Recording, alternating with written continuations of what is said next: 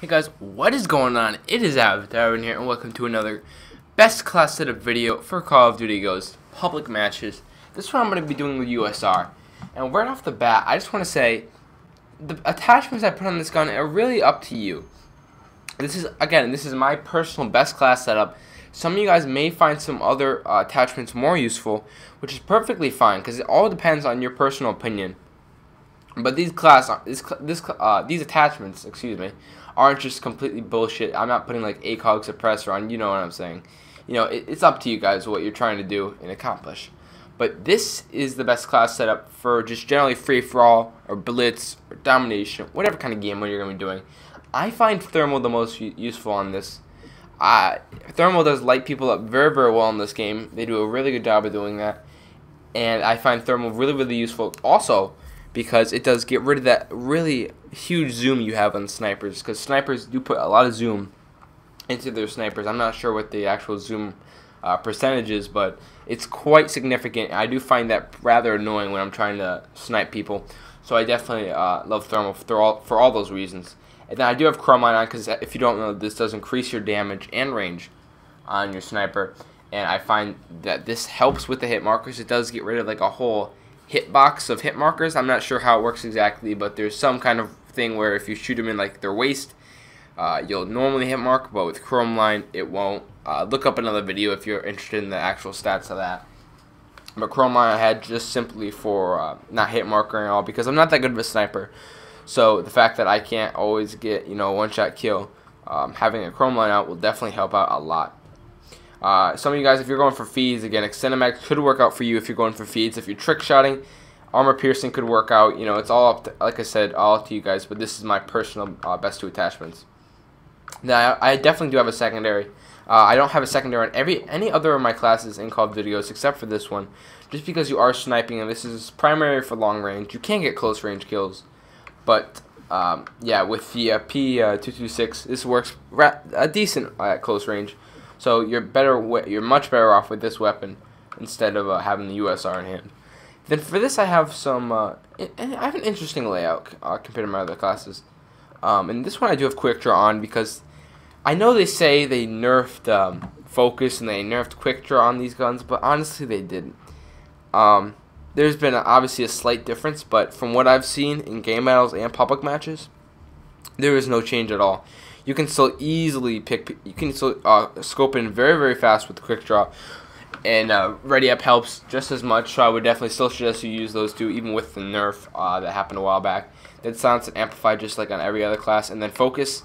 I know people might say focus isn't necessary since it's a sniper, but trust me, it works magic. I tried to do a live comm. It didn't work out a while back with the USR, and I was using focus, and I noticed that people would shoot at me first, and then I would zoom in and shoot them while they're shooting me with barely any recoil.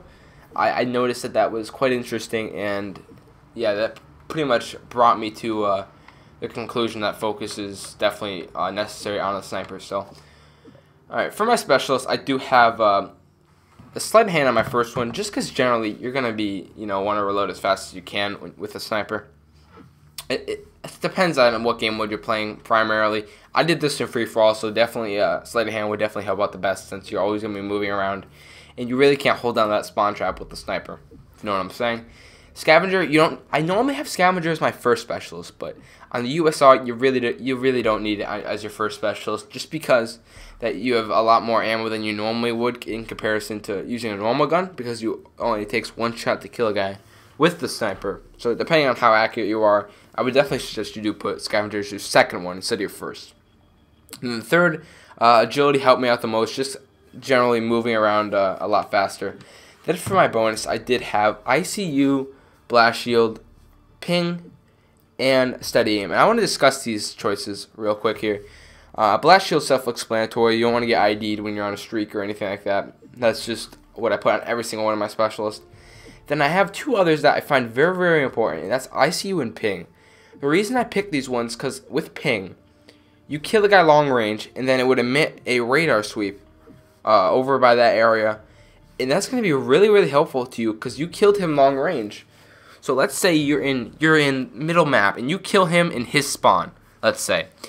Then there's probably going to be other of his teammates in his spawn, so that's gonna put them on the radar for you. So it's more likely to put, you know, multiple people on the radar with ping, and generally it's gonna help so much with the sniper, in my opinion. And then for ICU, depending on your play style, but I would use this no matter how you play.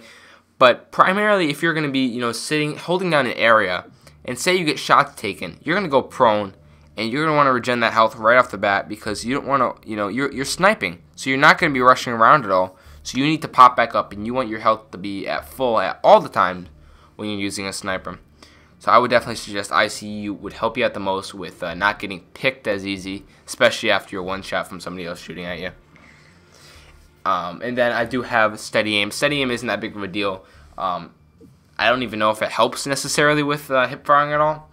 But if you're, if you're quick scoping, and sometimes you might mess up a bit, and you click the trigger, you know, a little bit before your ADS, you know, like while you're on that like black screen, or white screen it is in this game.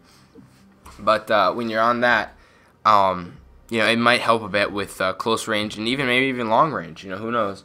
But there's really nothing else I would sub in. I found useful that you could sub in for steady aim here. You know, there's really not much else. You could put marathon on, I guess, but there's really nothing else I would really substitute for that instead.